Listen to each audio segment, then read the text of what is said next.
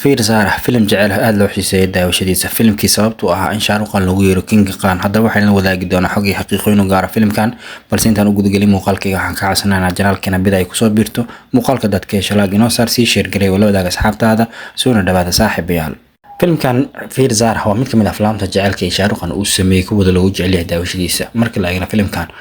waxaa la iskugu keenay jilayaal awood ku lahaa fanka Hindiya khaasatan Bollywoodka marka la eego waxaa hogaaminaya Shaaruqan Birtazin Dirani Muqraji Murj Bajbay Soomaalidu qaar ay dhahan dooro Amitabh Bachchan aanu bamqay jilayaal kala dhowr filimkan waxa uu soo baxay 12 November sanadii 2004 lacag lagu qaraj gareeyay waxa lagu sheegay in ka badan 3 karoor waa in ku dhow 3 milyan oo dollarka Mareykanka waxa uu keenay 41 karoor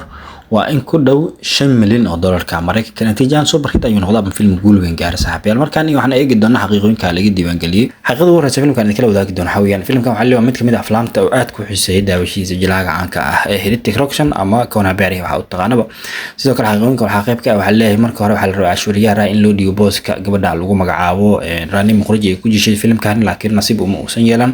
xaqiiqooyinka waxa qayb ka ah waxa leeyahay filimkan waa film ay ku midoobeen lamanayaasha kala ah Anubam Khair iyo xaaskiisa gabadha lagu magacaabo Kiran Khair inkastoo filmkan xataa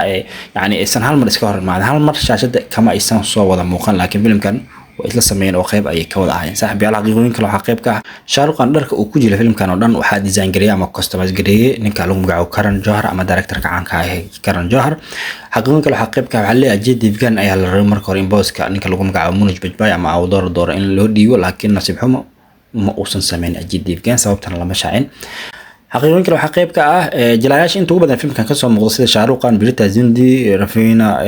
Rani Muqraji Andeha Amitabh Bachchan Kiran Khair waxay mar kale 2 sano kadib ka soo wada muuqdeen filimkii Kavi Alfidana keena oo sanadii 2006 soo baxay